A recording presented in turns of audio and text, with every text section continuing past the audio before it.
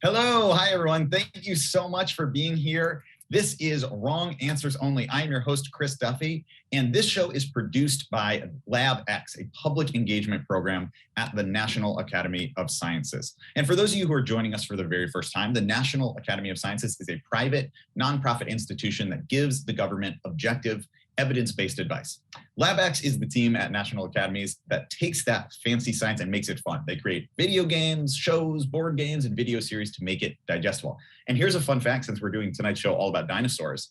Neil Shubin is the board chair of LabX, and he is the person who found Tiktaalik, a fossil of a fish-like creature that was halfway between fish and the earliest four-legged land mammals. Also, it sounds a lot like a very popular social media app, Tiktaalik.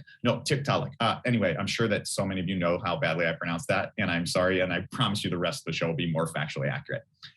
Speaking of tonight's show, you, the audience, and our panel of comedians are going to learn all about dinosaur research from our scientific expert, and also what she is like when she is not doing that scientific research.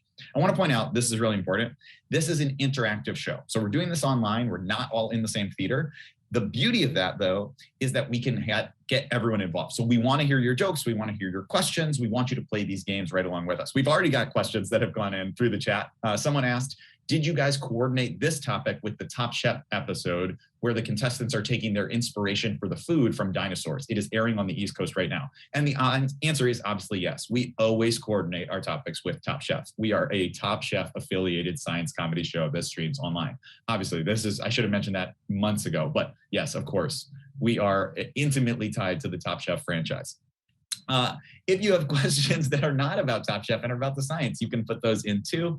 And we want you to be playing these games right along with us. If you look on your browser, right below where you're watching, you should have the ability to type comments and to get those questions, and also to see the polls, which we're going to use throughout the show. If you can't see that, you may need to leave full screen whenever you want to comment. And we are going to throw up a test poll right now. So for those of you who are testing out whether your poll works or seeing it, click over to the poll and let us see your answers. Our test poll question is, what is your favorite dinosaur? Is it A, T-Rex, B, Triceratops, C, a different dinosaur that you did not just give me as an option, Chris, or D, this poll is not working for me? Okay, these are a very meta answer. If you're clicking that and we see it, then somehow it is working for you, but you don't think it is. So, and also, just to say, if the polls don't work, you can't figure out how to send messages, you can just watch and you'll have a great time anyway. And after tonight's show, you are going to receive a post-show email with links to go deeper into our scientist's work, to get much more into her research and findings, and also to hear more from each of our comedic panelists. There's also going to be a trivia question. In that email, there will be a trivia question. And if you answer that trivia question correctly, well, you will join the immortals on the Wrong Answers Only Scroll of Glory. It is a prize so incredible that money cannot buy it. And this is this month's Scroll of Glory. These are the folks who nailed the question about yeast from our last episode. Here is the Scroll of Glory. Congratulations. Congratulations to Ashanti, to Brendan, to Bruce, to Cam, to Cameron, to Danica, to Elsa, to Amelia, to Grace, to Gregory, to Howard, to Janet, to Chloe, to Kimberly, to Leia, to Logan, to Macy, to Marlene, to Milton, to Peter, to Sarah, to Sheila, to Stacy, to Trent. You are all heroes. You are absolutely heroes, and you will be remembered forever because your names were on that list for answering a trivia question correctly in an email that was sent to you after a web-based show. And you could join that illustrious list next episode. All you have to do is answer the question in the email correctly. Okay. Also, in last month's show, we did all about yeast. We had an incredible show about that, the science of yeast, and we asked our viewers to send us a yeast-based memory. Dangerous question, confusing question, and yet we got some amazing answers. Here are some yeast memories that I just wanted to share because I thought they were so good. One, my first attempt at pandemic bread led to a brick as I discovered that my yeast had expired. That is, of course, something that we can all relate to. That's a pretty standard one. Someone said, I tried baking scones for a girl I was trying to impress in a fire tower high above a forest in Colorado, as though being in the fire tower high above the forest in Colorado was not impressive enough. And then the last one that I want to say, this is truly stupendous. This is true. Someone sent this in. My grandpa loved bread so much that he asked us to throw croutons into his casket. Great man. A truly inspiring way to go out, with croutons in your gasket as you get buried. That's my favorite yeast fact that someone sent in. Okay, enough about the past. Let's get into the present, tonight's show, and the future of this show, which is the past, which is dinosaurs. So, confusing way to say it, but let's get into tonight's show. Tonight's show, we have an incredible panel of comedians who are going to be playing. We've got Chrissy Shackelford, Josh Gondelman, and Karen Chi. Hello. Hello. Thank you so much for being here, all three of you. We also have an amazing expert, and let's find out who today's expert is. She has been called the punk rock paleontologist, and I could tell you more about her, but much better than me going on and on. Let's let you hear about her from herself. Here is a video. One of the most important things you can learn from studying Mesozoic birds, the earliest birds, that would be to understand where did birds come from, right? So that would be the dinosaur bird transition. And then the other major question to ask when you're studying Mesozoic birds is, well, like if you look at Archaeopteryx, the oldest fossil bird, the only Jurassic bird, it's not very bird-like, right? So the skeleton, nothing birdie about it. Their biology, also not particularly birdie. So then my other major research question is to understand, well, how do you go from something like Archaeopteryx to something like a modern bird? Because modern birds are the most highly modified groups of amniotes on the planet. Like every aspect of their physiology has been modified in some way to facilitate flight. And so we try to piece together from the very scrappy fossil record of Mesozoic birds, like how and when these modifications evolved. Hi, my name is Jingmei O'Connor. I'm the Associate Curator of Fossil Reptiles at the Field Museum in Chicago. I am a dinosaur paleobiologist whose specialty is the dinosaur-bird transition and the early evolution of birds. Jingmei, thank you so much for being here and letting us talk to you about your work. It is absolutely my pleasure. It's always fun to like take science and try to, make it something that can be entertaining, I hope. Fingers my crossed. goal tonight. Yeah.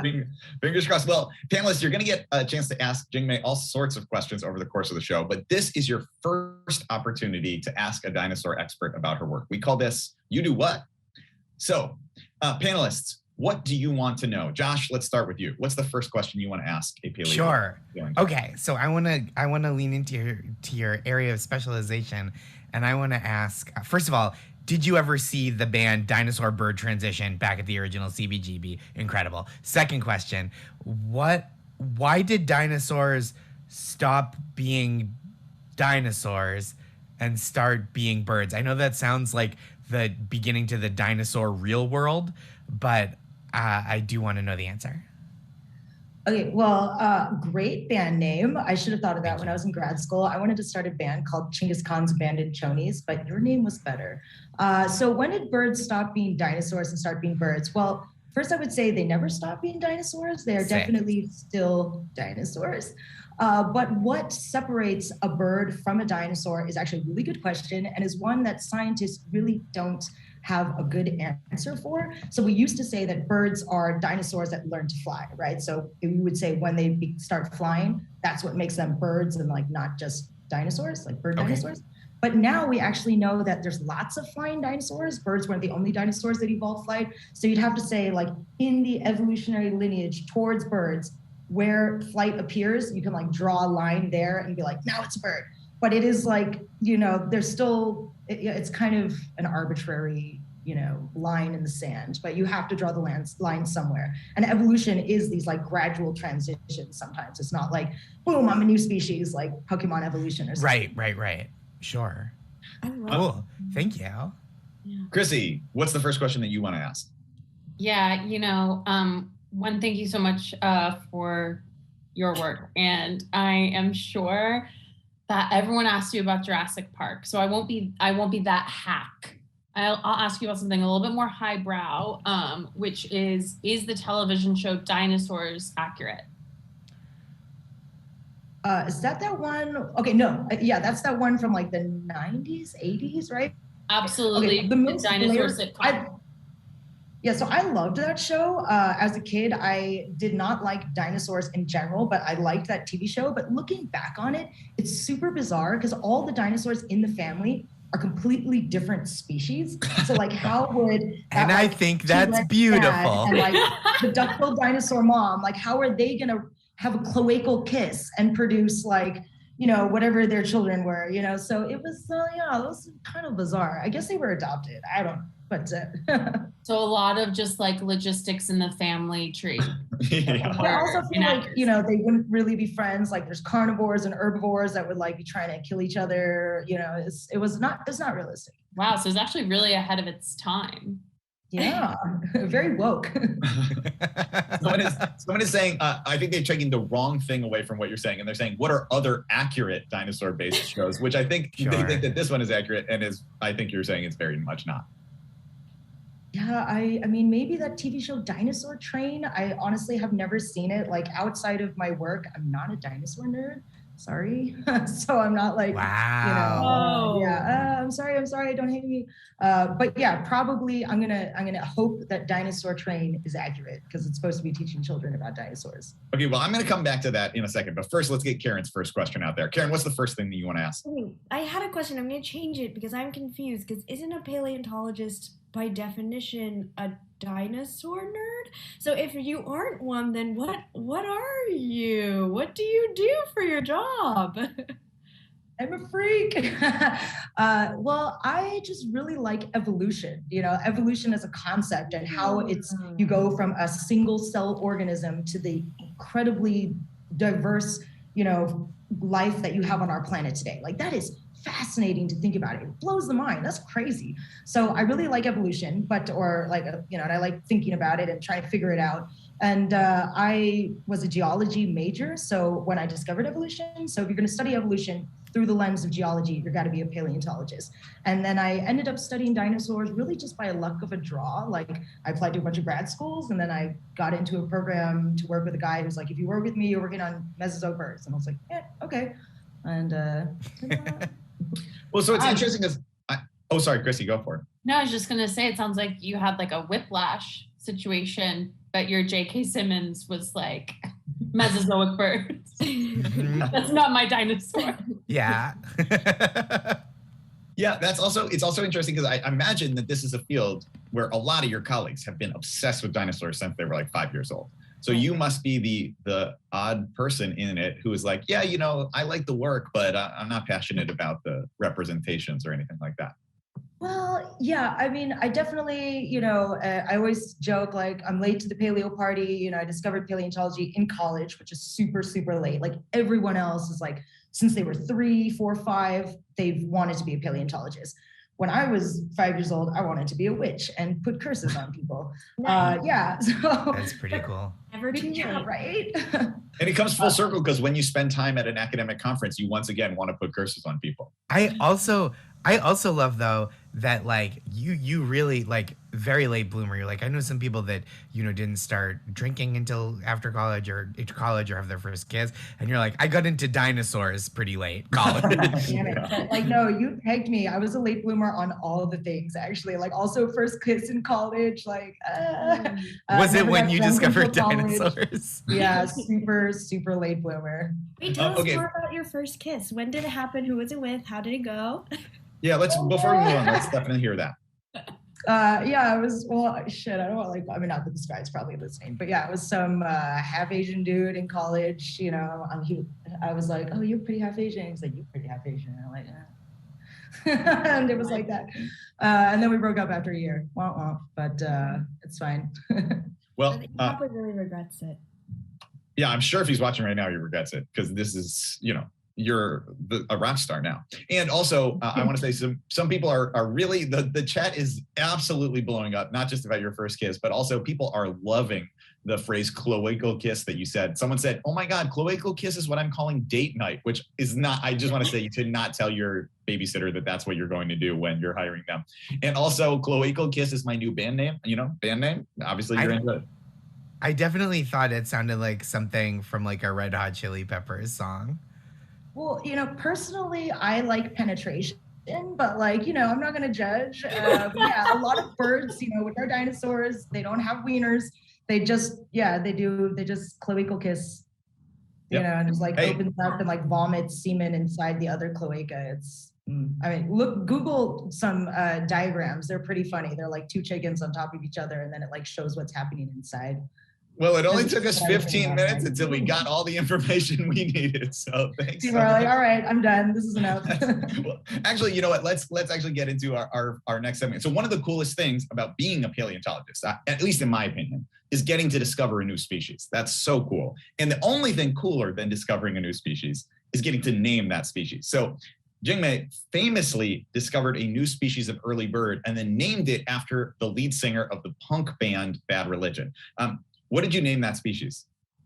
So it's named Chilenia graffini. So the species name graffini refers to Greg Graffin, lead singer of Bad Religion. And then the genus name Chilenia refers to the Chilean mountains that are nearby where the fossil was found. I actually did not find it. I was just part of a team that was describing it. And I was talking to this other girl who was also on the authors list. And I was like, I love Bad Religion. And she was like, me too. And, you know, because Greg Graffin did his master's in vertebrate paleontology and he published in the Journal of Vertebrate Paleontology. Like, wow, that's so cool. Gotta be one of the few punk rock singers who's also a paleontologist on the side. The only one that I know of, like if I'm missing somebody, I'm sorry, I'll name a species after you too. Shade, I don't know. Well, maybe not. It depends if I like your music or not. I'm a big Bad Religion fan, but beyond that, not that much punk. I don't listen to that much. So, so the misnomer, like the name punk rock paleontologist is a little bit of a misnomer. What would you say is a more accurate name for yourself then? Like disco dancing crazy lady. I don't know. You cut paleontologist out of that name entirely. Yeah, I mean, it's like it's not how I identify myself. Well, I do just want to celebrate that species that you gave a killer name to. And so we're gonna play a game that's called Famous Dead Rock Bird.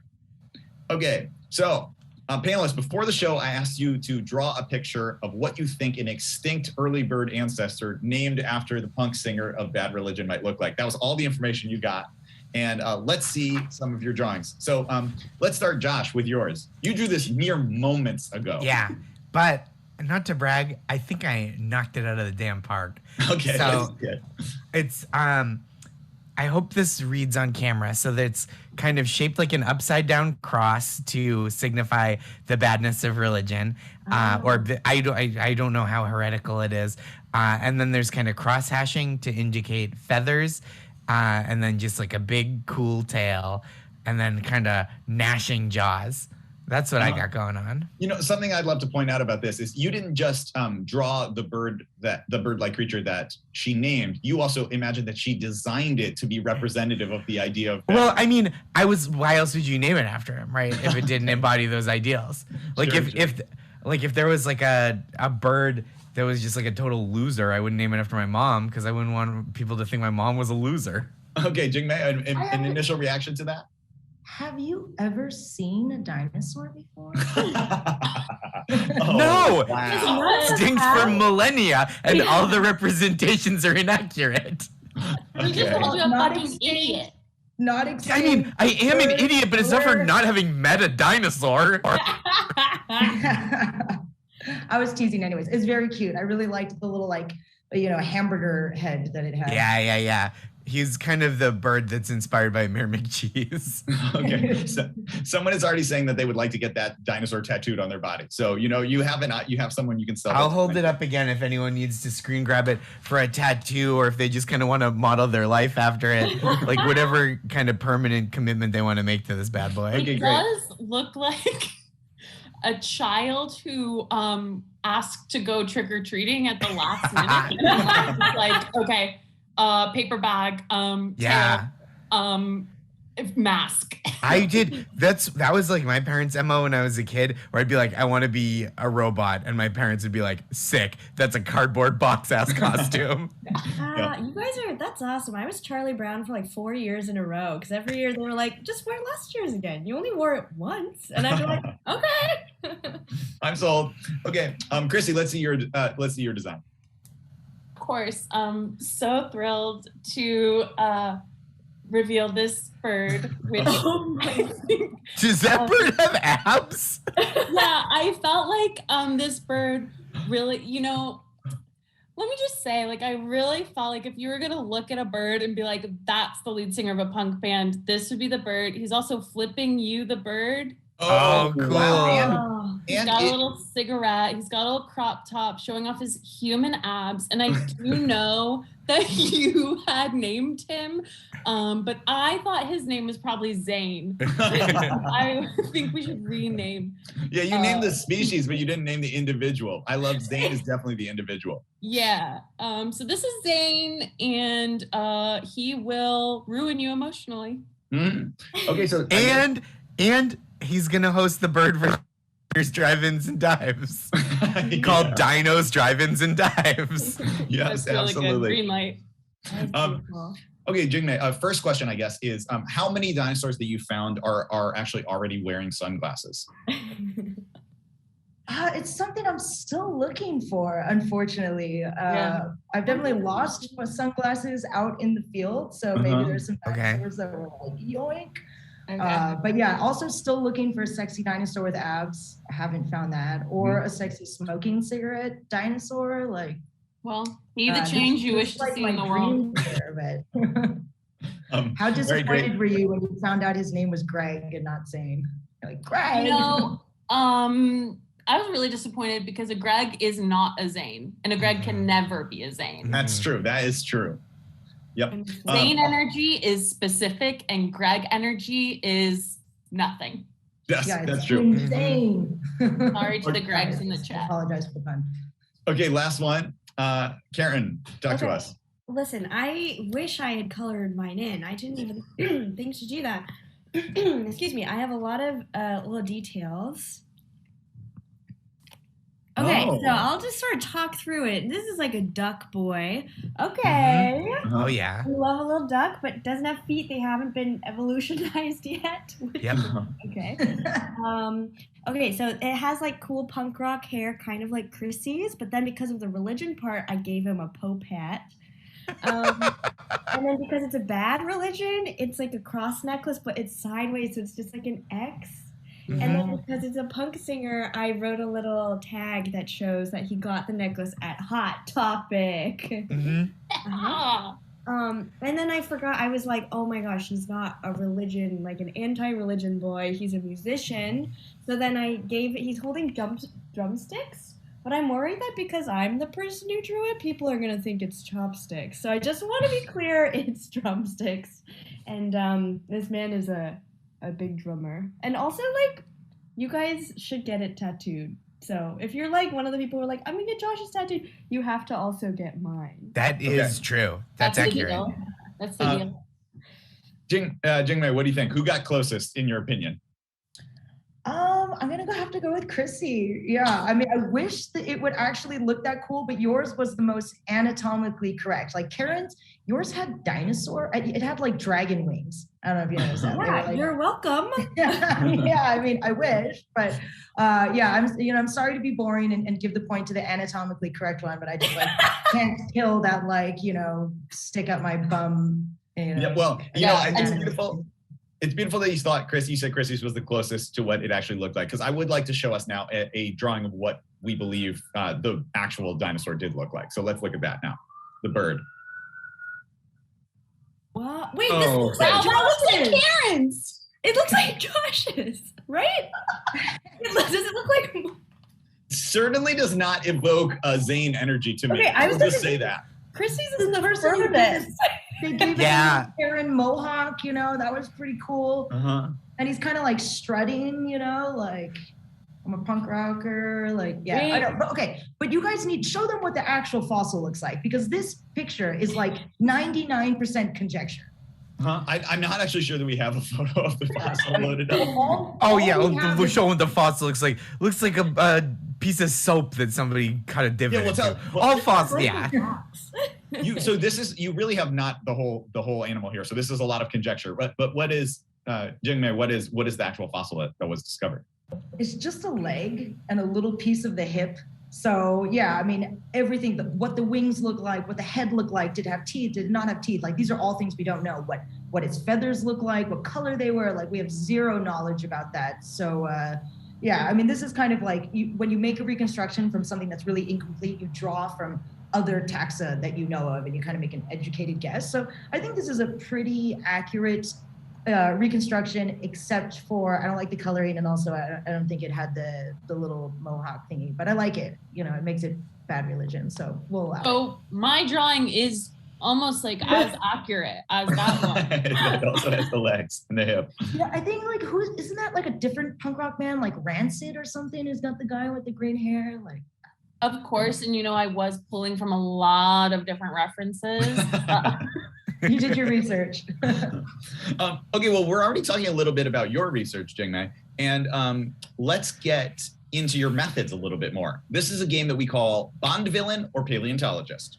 Okay, so this is a lightning round, panelists. So I'm going to give you a method, and then we're just going to go really quickly through you, and you're going to have to tell me whether you think that this method is something that a villain has used to try and kill James Bond, or something that Jingmei uses and does to fossils in her research. Okay? So, first one, dissolve him in acid. Is that Jingmei? Is that a Bond villain, or is that both? Josh, what do you think? Both. Chrissy? Just Bond. Karen? Just because of how they answered, just Jingmei. It is both. It is both. You dissolve your fossils in acid, which is it seems like a dangerous game when you only have a little bit of fossil. But why do you do that? Oh, we do it so we can try to see organics that are trapped inside the fossils. So you wouldn't be able to see it if with all the actual like hard stuff in the way. So you get rid of the hard stuff, and then you actually can see if there's like blood vessels and other crazy things preserved in there. But actually using acid is it's used in a lot of different paleontological techniques. For example, people will acid prep fossils, for example, if they're in some kind of like carbonate type rock where the acid will dissolve the rock around and leave the fossils, only fossils. It's way easier than like taking a drill or something and try to take the rock off, just dissolve it. So there's lots of different applications for acid in paleontology, not just getting high. I'm kidding. Okay, well, next one. Shoot him with a laser. Is that Jingmei? Is that a Bond villain, or is that both? Let's start with you this time, Karen. What do you think? That's both. Okay, Chrissy? I'm going just Bond again. Okay, Josh? I'm going both, like my hero Karen Chi. Okay, and it is also both. It is also both. Shoot him with a Chris, laser. you're underestimating the weird shit that paleontologists do. So this is actually, it's a method that's typically used by chemists, but now there's a really brilliant paleontologist named Yasmina Veman who also does it, and she's brilliant. So I'm like, I'm gonna work with you, right? So yeah, together we like shoot lasers at all these different fossils, and there's so many different cool things that you can learn from using this technique. And recently we shot lasers at Sue the T-Rex to prove that dinosaurs like T-Rex were not cold-blooded. And that's a big thing. I mean, I always thought that because I still have in my head that they're lizards, that they were cold-blooded, but they're actually were not at all cold-blooded. They were really nice and sweet. And the lasers warm the blood up. I know that from science. Well, so they're a type of reptiles called archosaurs. So it's separate from the group of reptiles that has lizards and snakes. They're all cold-blooded. But archosaurs, like you have the only living archosaurs are birds and crocs. And birds are super warm-blooded, even more warm-blooded than mammals, but living crocs are all cold-blooded. So we assumed that dinosaurs also were cold-blooded and then evolved to be warm-blooded. But now the crazy thing that we figured out is that crocodiles are secondarily cold-blooded. The ancestral crocodilian condition was to be warm-blooded. So usually we look at living animals to try to understand fossils, but sometimes evolution is so crazy and so bizarre and so many sharp turns and stuff that the living animals can lead you astray. Okay, so I have a bunch of friends that moved from the East Coast to Southern California, and I think the same thing happened to them, is they went from having very warm blood to very cold blood. What are you saying about Californians? I'm saying, especially in Southern California, that they put on a jacket when it's 60 degrees. Fair enough. Okay. You went from being offended to being actually agree that is true. The stereotype is accurate. Okay, last one in this lightning round. Grind him using diamond dust. Is that Jingmei? Is that a Bond villain, or is that both? Chrissy, let's start with you. Both. Josh. Just science. Karen? I also think just science. And the answer is just science. Are you kidding me? Are you kidding me? Chrissy, you went 0 for 3. I'm gonna murder you. I'm gonna make it so you can never pluck or piss anyone ever again. Well, when you murder me, the interesting thing is you have 3 options now: acid, lasers, or diamond dust, all of which are used in scientific research as well. These are the only diamonds that lady scientists are ever going to see in their lives. Oh, wow. And what? Okay, so why do you use diamond dust? It's diamonds. It's the hardest element, or a mineral on the planet. So we use it to like grind down other things that are not as hard, like dinosaur bones. So you cut dinosaur bones to make your bread. But then you got to grind them even thinner so that you can actually shine light through them. And then you can look at things like how old is this dinosaur, or how fast was it growing, that kind of thing. So you use this diamond dust to grind it, until it's about like 80 microns thick. And then you can look at it under a microscope. I also want to point out. How much does Gwyneth Paltrow sell it for? I mean, I thought she was strictly in the like cloaca candle scent business. Seems right. Diamond dust to put in your cloaca afterwards. Yeah. Is diamond dust very expensive? That's actually something I'm curious about. How much expensive is diamond dust? I don't think it's very expensive, because if it was, then we'd just be like, eh. Sandpaper's like $6. Yeah. So if you're broke, you can just get the diamond dust and kind of like slowly put it together and reconstitute it into a diamond, like or just make it yourself. Just get a piece of coal and wait millions of years. And just like squeeze it really hard, like. Well, I also want to say one last way in which you are like a Bond villain, which is it's actually sometimes you do this yourself, but it's mostly your hench people who are doing this dirty work. Your grad students. Yes, that's true. Like most of the really awesome methods being used in paleontology started coming out like right after I did my PhD. So even though like, I guess I'm not that old, I mean, I don't have that many gray hairs yet, but like I already feel like an old lady because all these young paleontologists are doing all this crazy cool stuff. But if you can't beat them, join them. So I just like give them money to do postdocs with me. And then, they do all the heavy lifting and I get to just put my name on it and look cool. Okay, so I'm going to get some questions from the audience now because people are want to know all sorts of things from you. First one is, what is your favorite fossil bird? Ooh, Jehornis. So Jehornis is the only Cretaceous bird with a really long tail, like you see in non-avian dinosaurs, right? So like Archaeopteryx, the first bird, had a long tail. All living birds have short tails. Yeah, Jehornis, yeah, like that, except they don't curl. So like dinosaur tails are always never straight and rigid. Yeah, we don't have any prehensile tails. Maybe we just haven't found them yet. If I find one with a prehensile tail, I will name it after you. Oh, wow, that's a big promise. Shit. Yeah, that's the coolest thing anyone's ever said to me. But yeah, Jehornis is really cool. Like I could go on about Jehornis all day, but I won't. You guys should just Google it and check it out. It really just sounds like you're talking about a guy named Jeff Lornis. Is that what you're hearing? Yeah, I knew Jeff Lornis. Yeah. I love Jeff Lornis. He's such a cool guy. Prehensile tail. Yeah, he hosts trivia. He named it after me. You mentioned coloring before. Someone said, what color were dinosaurs?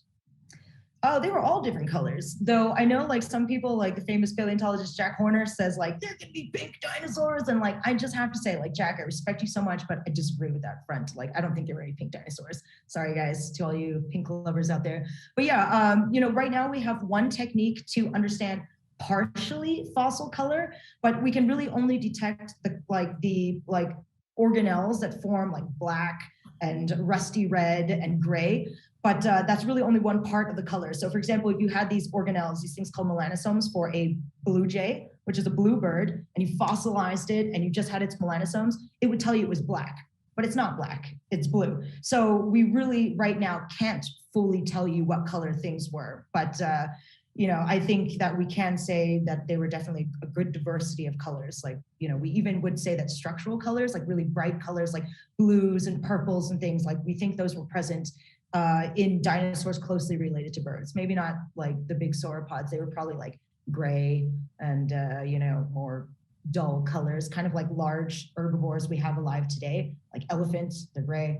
We know that at least some duck-billed dinosaurs were gray, but the dinosaurs with higher metabolic rates and things that are feathered, that are closely related to birds, I think you can really go with lots of different colors in your palette there. Before we move too far along, someone is saying, could you please hit us with the spelling of your favorite dinosaur so that they can look it up? or your favorite fossil bird. Sorry, the Yeah. one you were saying before. Okay, yeah. Jeholornis. Jeholornis is Jeholornis, Jeholornis. And it's named after this region in China where all these fossils are found. And the region in Chinese is Rehe. So I don't really know how the white people got Jehol from that, but yeah, Rehe Niao would be the Chinese name. Someone is asking, is there anything that recent technology allows you to do remotely or repeatedly with like 3D models maybe that used to require hands-on access? I mean, obviously we are remotely doing this show, but I assume there's other big changes that technology have changed in your work, not just performing on comedy shows. Yeah, I mean, ultimately, we still need to access the fossils, but we can do things like this high resolution scanning, CT scanning, where you put it in a scanner and you get these, these slices that are then, so a CT scan is basically, it's a 3D X-ray, but actually what it is just a bunch of X-rays that then you stack together and kind of make a 3D model from that. So once you've had the fossil in your hand and CT scanned it, then you can use that digital data on your computer any place in the world to analyze it.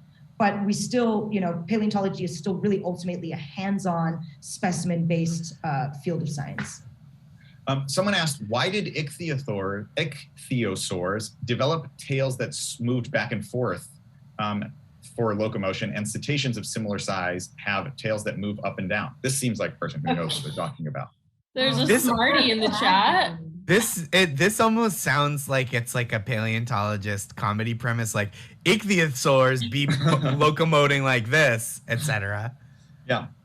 So, I don't work on ichthyosaurs at all. And so I think it's always really important as a scientist to say when you don't know and not to like just bullshit people. But there actually is an up and coming paleontologist named Kirsten Formosa, and she does work on this. And I saw her give a talk all about this recently, and unfortunately I can't remember the punchline clear enough to spit it back to you. I don't want to make any mistakes, but I would look her up and keep your eyes peeled for all the cool research that she's going to do that's going to be coming out in the near future, and she will definitely answer that question for you.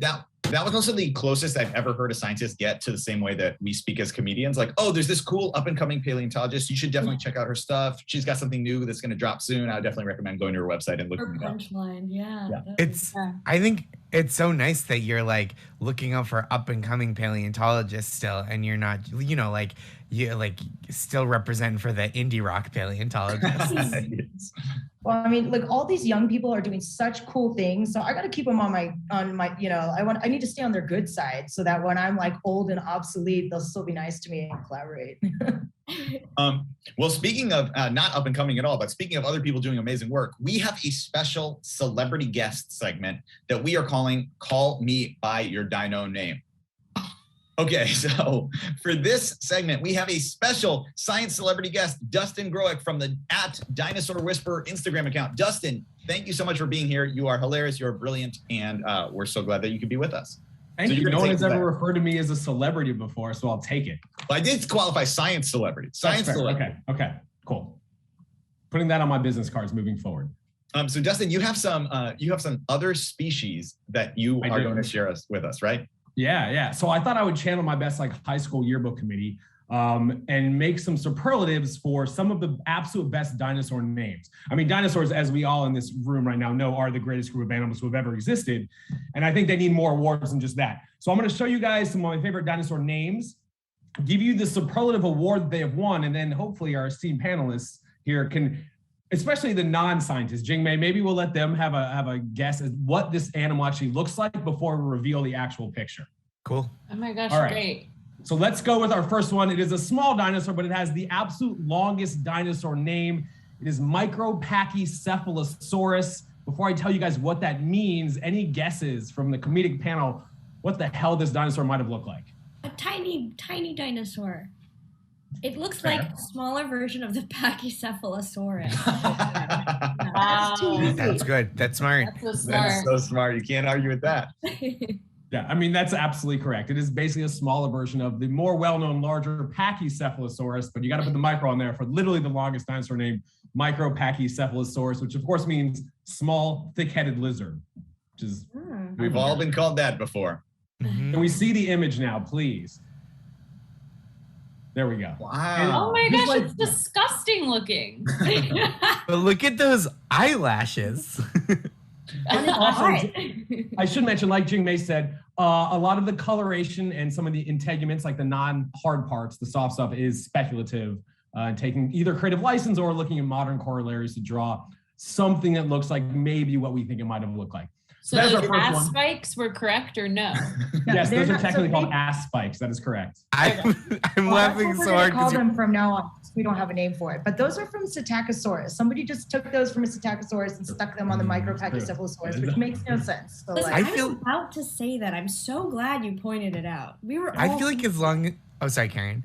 I just saying I feel like as long as we're just like imagining what the soft parts look like, there should be a dinosaur that canonically has huge butt cheeks.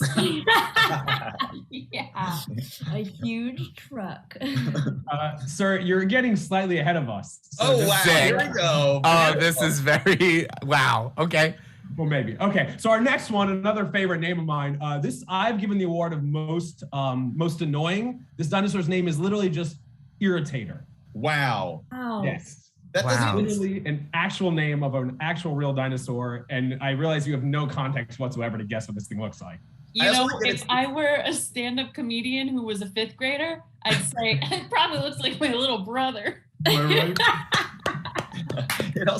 it's also the only dinosaur name that I've ever heard that doesn't come up at the top of the Google search results. Like Irritator, you have to type plus dinosaur to even come up. That's rough SEO. Anyone else? I want at least one guess. What does this thing look like? Is it big? Is it small? Herbivore? Carnivore? What do you think? I'm gonna say it's an herbivore, and it's not that big, but it has really long fingers, and it always pokes the Ooh. other dinosaurs, and that's why it's the Irritator. I'm not touching you. Yeah, exactly. I think it's got like an itchy wool-like coat. Mm. I think it looks like, are you familiar with Monsters, Inc., the film? Yes. Okay, great. I think it probably looks like Randall, as Ah. voiced by Steve Buscemi. Mm-hmm. Yeah. Okay. Well, it's actually named not for anything having to do with the dinosaur itself, but it was found by collectors, not scientists. And by the time the scientists got a hold of it, they were very irritated as to how much damage this skull had incurred on a Spinosaurid. You guys maybe heard of Spinosaurus. This is a relative of Spinosaurus. Can we see the image, please? It's not going to look like anything you imagine. Wow. I'll tell you what though, look at that. Look at that person for scale. They are dressed up. She's so it's hot. like an import Oh my model for God. dinosaurs, you know? She's like, I know I shouldn't like the Irritator. I know he treats me badly, but I Yeah. can't help but Just do checking that. out his cloaca. So beautiful. I can change him. It looks These like are, a I should mention, these seesaw. are all by a paleo artist named Sissio Purple. And I just love his interpretations of dinosaurs. I like that there's like a map, a time period, but the scale models he uses are just wild. I don't know why, but It's like, you know what's funny is that like when I think of a dinosaur, I usually sometimes they're like 6 feet tall, 10 feet tall, but they never specify like 6 feet tall, 6'9" in heels. And I think that scale model helps. Yeah. I also love that if a bunch of rich collectors destroyed something, that the worst the scientists could come up with was Irritator, right? I feel like that's like, they could have gone harder. Yeah, this dinosaur could very easily be called the motherfucker. that is not kid friendly. But it's a good name. We'll keep that in mind. For Jing Mei, if you find new dinosaurs, you can name it after Josh or that. All right, number 3. I have awarded this particular dinosaur the award of most likely to be filled with liquid hot magma because it is named Volcanidon. Volcanidon? However you want to pronounce that. Any guesses as to what Volcanidon may have looked like? You know, I'm not a Star Trek person. It's not my journey, never have been, never will be. But I have taken from context clues from the nerds I surround myself with that Vulcan is like people in Star Trek. Mhm. So I think they probably got like hands like this or whatever. And like the face, like William Shatner or something. I don't know. Wait, is it this? Is that how they look? Right? It's Leonard Nimoy. Yeah. Sure, that freak, him. They look like that. So I had to double check that I had spelled this correctly because for a moment I thought I had incorrectly spelled it Volcanidon instead of Volcanodon, but its name literally means volcano tooth. And if we could see the image, this is a pretty cute one. Oh. It's a relatively early, it's a relatively early sauropod, which is like the long neck, long tail guys. He's not too big. You think like Brontosaurus brachiosaurus is way bigger. It's a medium size. There's a cat climbing me right now. Well, this dinosaur is about twice as tall as Don Draper, but also has recently gotten a pedicure. Really nice claws. Really beautiful. Also, that man looks like he's kind of hot, right? The way he's standing and everything. Yeah. Like he definitely has like a presence. Yeah, would smash. Yeah. Okay. All right, let's keep our focus on the dinosaurs here. We're about to get real sexy, but before we do that, a slightly less sexy superlative. This dinosaur has won the superlative of most devilish. Its name is Diabloceratops. So maybe there's something in that name that helps to figure out at least what type of dinosaur this might be. Diabloceratops. I think. Oh, go ahead. Oh no, please. Oh, I was just gonna say it's like a Triceratops, but instead of 3, it worships the devil. Yeah. And I was gonna say that it has 2 horns and wrote the film Juno. Really good. I'm gonna say it has Adam Sandler's bangs in the movie Little Nick. That is a great dinosaur right there. I haven't thought of that movie in forever. All right, let's see the reveal of this animal whose name means devil horned face. Whoa. Close, relative of Triceratops. Whoa. Okay, I would smash that dinosaur. And it's shorter than a person. It is. Or the woman So you is could really smash. tall. It looks like she's changed into more sensible shoes, if I'm not mistaken. Yeah, she's definitely. Or it could be a different woman. That's true. It's true. It could All right. be a larger woman. You guys ready to get sexy? Yeah, I've already always. been there, but yeah. So I need your help here because I have 2 final dinosaurs, one of which is going to win naughtiest as its superlative in this totally real high school yearbook we're talking about right now. So the 2 different names, and again, these are 100% real, not made up dinosaur names, are Panty Draco and Erectopus. They tied for naughtiest? Yes, and I need you. We'll show the pictures in a second, but whatever commentary you have about them first, then I'll show you the 2 images, and I want you guys to choose who wins naughtiest. All right. I definitely think that whichever scientist named the dinosaur Panty Draco is not someone that I want to spend a lot of time with. That feels like that's a person where they mouth breathe that name onto it. I should mention those. So the name Panty Draco, Panty is an iteration of a Welsh word because it was found in Wales. So it's like a Welsh dragon is what Panty Draco means. The other one just simply means upright, obviously. Upright foot. Panty Draco sounds like Drake's next era after like Champagne Poppy. 100%. He's like, Champagne Poppy's over. I'm Panty Draco now. Yep. I was really hoping you would say something like the Erectopus, because you just said it was like what, upright foot? Yeah. It'd be great if you were like, it, obviously just means like upright vagina. That's what the word is. I think, yeah. So they're both very naughty. They're both relatively small too, just FYI. So these are not. No, it's just cold. They're just cold-blooded. It's the cold. Yeah. All right, I think we should see the 2 pictures, and then you guys are going to tell us who's the most naughty of the dinosaurs. Sure. So first, I believe, would be Panty. Oh, side to side, love it. Wow, Panty Draco is the naughtiest because they're really putting on a show. Yeah, look at those thighs. Oh my God. Yeah. Incredibly well sculpted thighs. Well sculpted thighs, and then a tight little calf. Yeah. So you know they go to bar class. Yep. Absolutely snatched waist. And she's got highlights. Come on. Yeah. I like that it's camouflaged as if it was walking through fire. Yes. Walking through the sale section at Nordstrom fits right in. Yep. So what do you guys think? We going to the Rectopus or Panty Draco for naughtiest dinosaur? Panty Draco. Panty Draco. But wait, can I see that photo again? I'm so sorry to be such a bother. So now normally his erectopus is one of his legs up like that to make it look like it is his dick, or was that specifically for this drawing? That's exactly how it was found in the fossil record. No, I'm kidding. Oh, Standing up kind of flirty, like, ooh, Yeah. hey. It's like, is this my claw? Or am I just happy to see you? okay, we can take this image down. I can't look at that. I can't look at that photo anymore. Oh, wow. Absolutely incredible stuff. Thank you so much. Dustin, that was spectacular. That was amazing. I applaud you, and I thank you so much for your gifts here.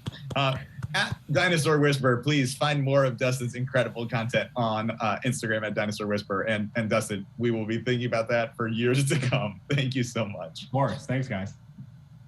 Okay. I absolutely love that we got through that segment with none of us asking what the fuck a dinosaur whisperer is. We just flew past it as if that was the normal part. Like, and now we'll never know. Betty Draco. I didn't know species I named Jeholornis palmapenis, and I'm very upset about that. Say that one more time. Yeah. I named a second species of Jeholornis palmapenis, and I'm surprised it didn't make it to that list. That's all I'm saying. Cannot believe that I didn't even know that till just right now. Why did you decide to work the word penis into your name? Well, really, you could say penis, but it's spelled penis. And it has to do with, it's tail. And so it has like a palm frond of a tail. So palm penis.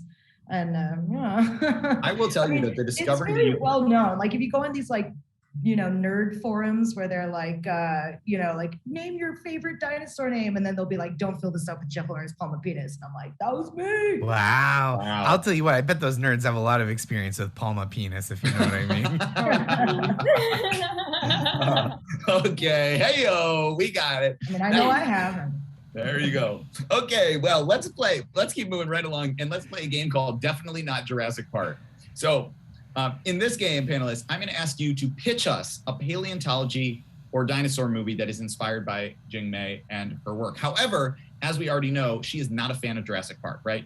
You did not like the Jurassic Park ones. You just didn't feel them. So we're going to try and pitch a movie that was better than Jurassic Park for you. So with that in mind, panelists, I'm going to give you some inspiration, and then you're going to pitch a movie that's not Jurassic Park, but does draw inspiration from her work.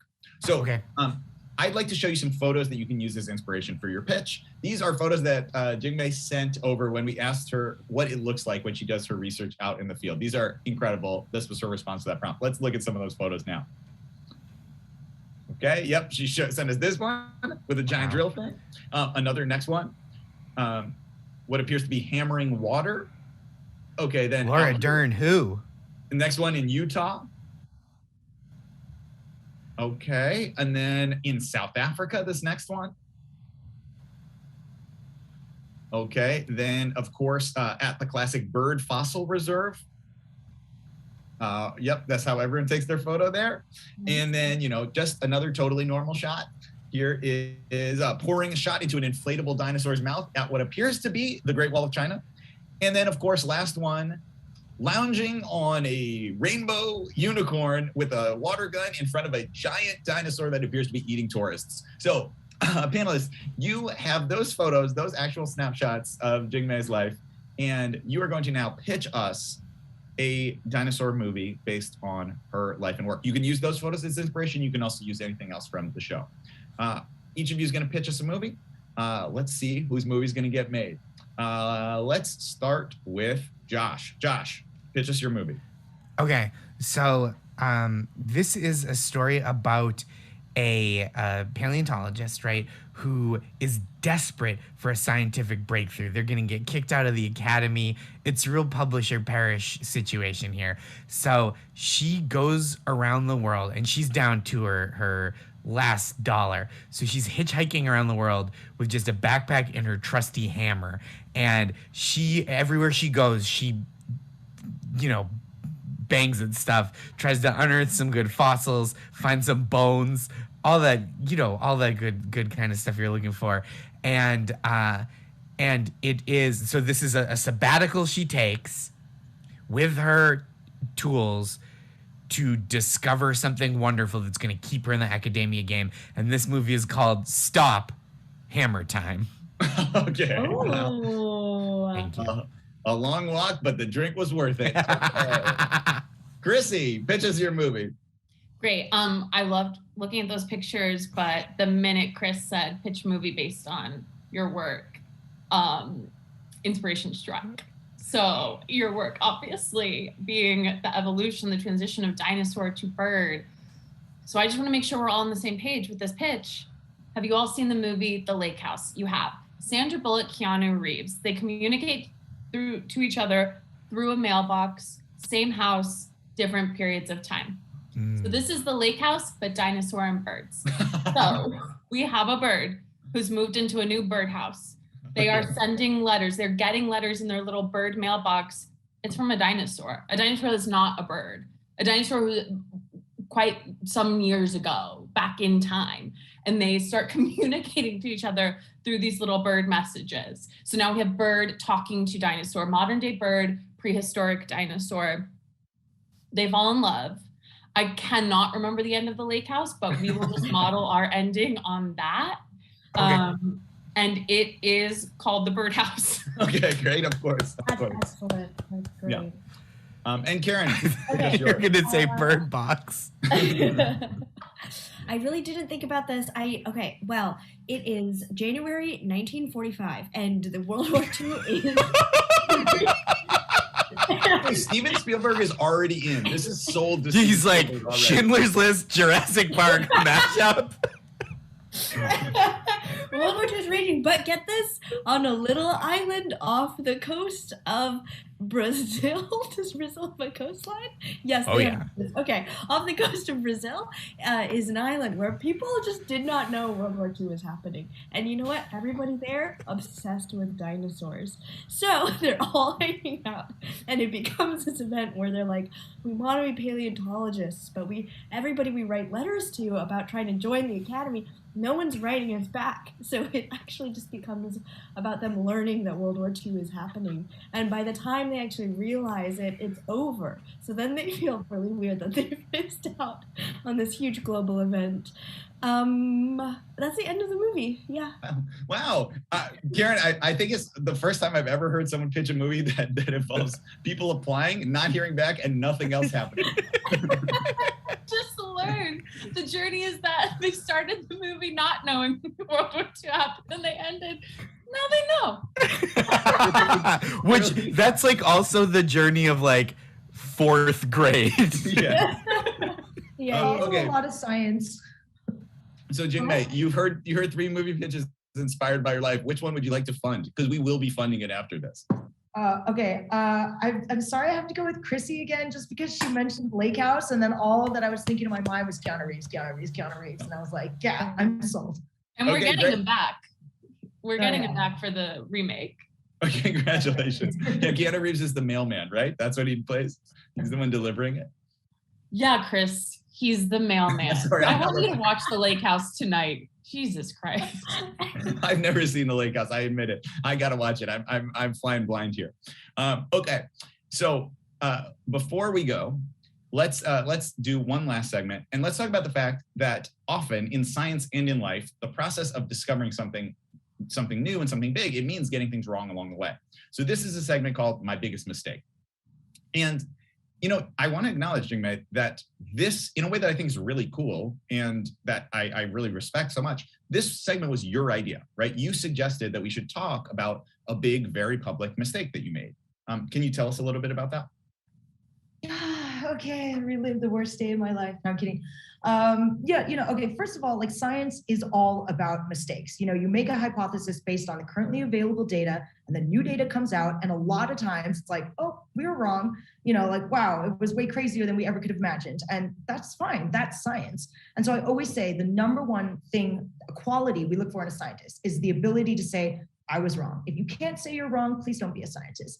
So I was working on this little tiny bird skull, or I thought it was a bird skull, and it was supposed to be the smallest Mesozoic bird that had ever been found. It was perfectly preserved in 3D in amber. That's 100 million years old. And so I worked on this thing for like 2 years, and I showed it to a lot of people. And I think some people realized I was wrong. We're just like, we're gonna watch this bitch burn, you know? Like, I really think so. I really think so. Like, I mean, I have enemies, whatever. Anyway, so we published this thing like smallest Mesozoic bird of all time, hummingbird size, you know, hummingbird sized enantiornithine for the Mesozoic. And immediately upon publication, like a bunch of people were like, that's a lizard. And I was like, oh shit. And then, so it was like, okay, you know, their arguments weren't really, you know, like, yeah, they saw it was a lizard based on the data, but it was like still like, you know, you could argue either way. But then very soon after, another specimen was found, and it preserved like the rest of the skeleton, which showed very clearly that it was, yes, indeed a lizard. But I mean, it's still crazy. Instead of being like a weird little bird skull, it's a weird lizard that evolved a skull that is bird-like. I mean, that's crazy. And that's still really cool. And yeah, it was embarrassing that I was wrong. I was actually more hurt by my colleagues who were like really nasty about it. People who I thought were my friends and were just like, how could you be so stupid? And I'm just like, wow, ouch. But yeah, you know, we all make mistakes. It's part of science. And I think it's really important to be upfront about your mistakes, to kind of like take the sting out of it for other people and make people also feel more comfortable with their own mistakes, which everybody, you know, we're all make mistakes. Everybody's going to make them. If you haven't made one yet, you're going to make one day. So like, yeah, it's important to be comfortable with that. I absolutely agree. I think that I'm so glad that you shared that. And also I think that it's so important, right? That people know that like being a scientist is not about like being a perfect infallible person. It's about learning and evolving and making discoveries. And sometimes that causes you to revise your previous assumptions. And I think that's actually true for everyone too, right? So I really appreciate you bringing that up and wanting to talk about it. And I would also like to just now make you feel better by having us each share our worst professional mistake. And I will tell you that mine is, once there was an elderly woman at a stand-up show who, before I went on, the host said, don't worry, she hasn't laughed at anything. And I said, well, now my only goal is to make her laugh at my set, even if she liked no one else's. And I devoted my entire stand-up set just to making her laugh. And finally, at one joke, she laughed and no one else did. So I was like, okay, well, everyone else hates my set, but at least she did. And she came up to me after the show. I stood by the door and she shook my hand, and I thought she was gonna be like, you were the only one that I thought was funny. And she was like, you have a pretty good stage presence. Now you just need to work on your writing. And then she left and I was destroyed to my core. So, you know, trying to fix that was my biggest professional mistake. Was it your mom? It was my mom, yes. She said, and I'll never see you again. Chrissy, Karen, Josh, anyone have a professional mistake they'd like to share? Oh, sure. I sent out a resume for 3 years with a typo in my email address that said it was at gmail.com. Really no. Oh no. Well, I don't think unless you have one that's going to beat that, Chrissy or Karen, you have something worse than that. God, I wish. That's incredible. That's Yeah, really no. good. It's really bad. That's spectacularly a big mistake. Okay, well, let's check in on our scores. And thank you so much, Jingmei, for being here. We're coming to the very end of our show. So checking in on the score, it looks like Chrissy Shackelford has the most points and Karen Chi has the least, which means, as always, that Karen Chi won by having the worst wrong answer. Yes. And Chrissy lost by having too many correct answers. The show is called Wrong Answers Only. Before we go, Jingmei, tell us, what do you hope that audience members are going to take away from tonight's show about paleontology? Okay, so people often say, like, you know, what's the point of paleontology? And honestly, like 10 years ago, I'd be like, I don't know, you know, entertaining children. But now, you know, we now recognize that the environmental crisis that we are in is the 6th mass extinction in Earth's history. So by studying paleontology, we can understand past mass extinctions. We can understand why some species have survived and why some haven't. And this is critical information that can help us moving forward in mitigating, you know, the effects of this mass extinction by understanding what species are more, you know, prone to extinction, what causes some species to go extinct and others to survive. survive. And this is really critical information for humans if we're going to try to survive this environmental crisis we've created. I don't necessarily think that we should, but I'm kidding. Sort of. But yeah, I really want people to understand that paleontology is a really relevant field. It is applicable to you know, the current crisis, and it's also the only way that we can understand macroevolution. You know, everybody gets all excited about these, you know, genetic experiments on like Drosophila or whatever, but the only way to understand long-term evolutionary patterns is through the fossil record. So it's not just dinosaurs for kids. Okay, so panelists, that is what Jingmei hopes that everyone takes away from today's show. What will you actually be taking away? Josh, what's your takeaway from tonight's show? That every time a paleontologist investigates a fossil with acid or lasers or diamond dust, they should say, "No, I expect you to die." Okay. Okay. No sore. Sorry. Oh no. Yeah. You had to wait for it. Okay, Chrissy, what are you going to take away? Well, it was said in passing at the beginning, but vomit semen really stuck out to me. Yep, that'll stick with a lot of us for sure. And Very Karen, sticky. Karen, what are you going to take away from today's show? Oh, I guess that there's a dinosaur out there named Jeff Lornus, and yeah, Jeffrey Lornus, and that's awesome. Good for him. Well, thank you all so much for playing. Oh, sorry, what was that? I just said Jeff Lornus palm of penis. Yeah, Jeff, palm of penis is certainly what I'm going to take away. I want to just say that is clearly what is sticking with me. Thank you all so much for playing. Thank you so much for being our expert, Jingmei. That was incredible. If you are in the audience, you are going to get an email right after this with bonus information about Jingmei's work. You're going to get links to go deeper into her research and her findings, as well as some great jokes and comedy from our panelists. You'll get ways to follow them, to see their videos and their writing and all the incredible things that they create. And of course, there will also be that trivia contest, which could get your name on our scroll of glory. And we'd also love any feedback from you about the show. We're always trying to improve. That is it for tonight, but we will be back in May with a show all about robots and exoskeletons. And you can sign up for reminders for that right now at labx.org/WAO. In the meantime, though, thank you so much to tonight's expert, Dr. Jingmei O'Connor, our panelists, Josh Gondelman, Chrissy Shackelford, and Karen Chi. And a huge special thank you to Dustin Groit for his incredible segment, The Dinosaur Whisperer. You love him. You learn so much from him. Make sure that you follow him and appreciate all the incredible things that he is doing as well. And thank you so much to everyone at the National Academy of Sciences and LabX and our back-end folks. Amechi, Jesse, Amir, Dempsey, Mario on the tech team. Thank you for making this all run so smoothly. I am your host, Chris Duffy, and this has been Wrong Answers Only. Thanks so much. Have a good night.